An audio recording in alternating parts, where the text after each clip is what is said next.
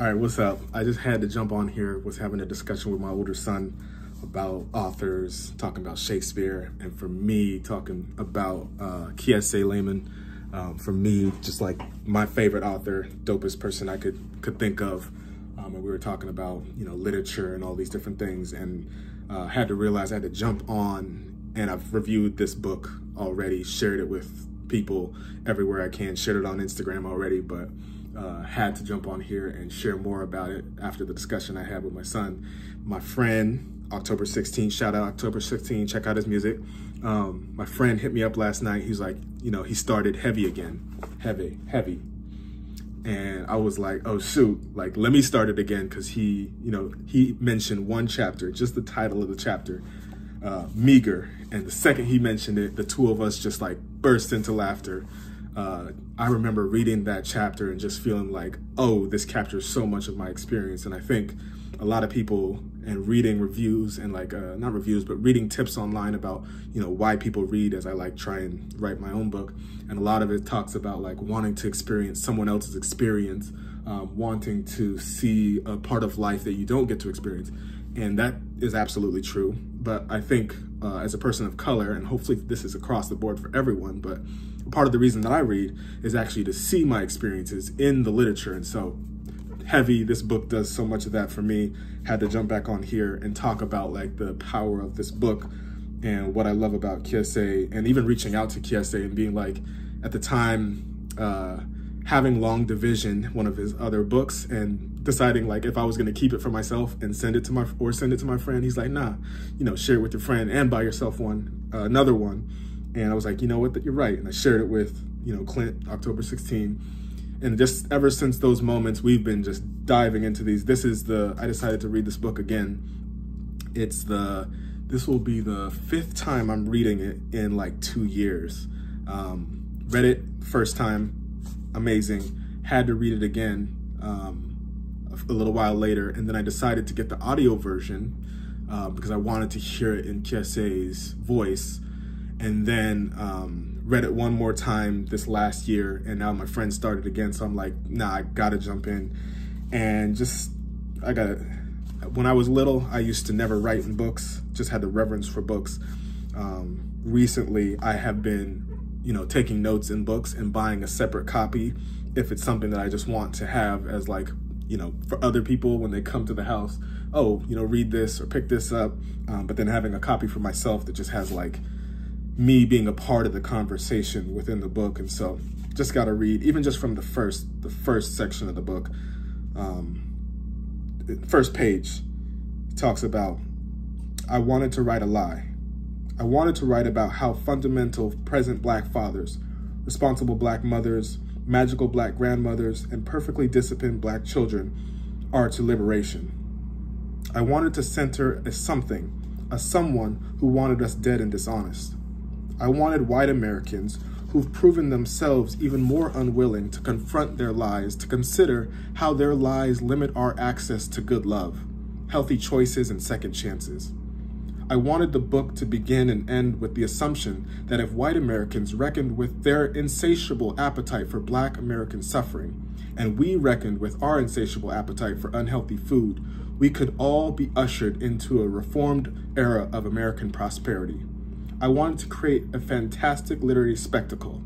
I wanted that literary spectacle to ask nothing of you, grandmama or me, other than the adherence to a low-carb diet, limited sugar, weightlifting, 12,000 steps a day, gallons of water, and not eating after midnight.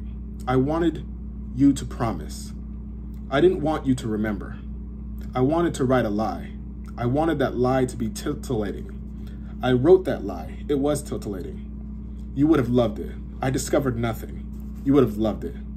I started over and wrote what we hoped I'd forget. Just like somebody coming up, first page of the book, admitting that they wanted to write a lie and all the things that they wanted to center within that lie, and then coming around to what they needed to write to. I think so much of my story has been dancing around the portions of the story that I didn't want to face. And so right off the bat, this book just pulls me in. I think there's another section where Key is talking to his grandmama, and really asking her why she didn't move away from Mississippi to the Midwest with the rest of her family. And just again, this section, just a page over, 2 pages over, page 6. This is Grandma. The land, Key, she said. We work too hard on the land to run. Some of us, we believe the land will one day be free. I've been eating off this land my whole life. Greens, tomatoes, cucumbers, collards. You hear me? That's all I can tell you. As far as these stories, I just try to gather up all the gumption I can before I take it to the Lord. And when I tell it to my children, sometimes I just be trying to put y'all where I've been. I wondered for a second about why be trying and where I've been felt far heavier than I try and what I've experienced. Just masterful, masterful. If you have not read this book, I would highly advise you read it. Not just if you're a person of color. This book goes deeper than color, talks about the things that we don't talk about, the things from our past that we lied to ourselves about, we lied to the people around us about.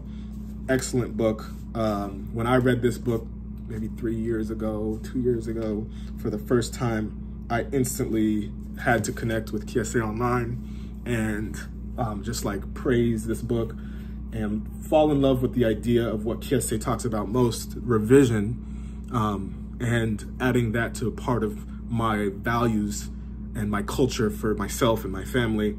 And just in the process of doing that, I think it's been something that's really powerful for me.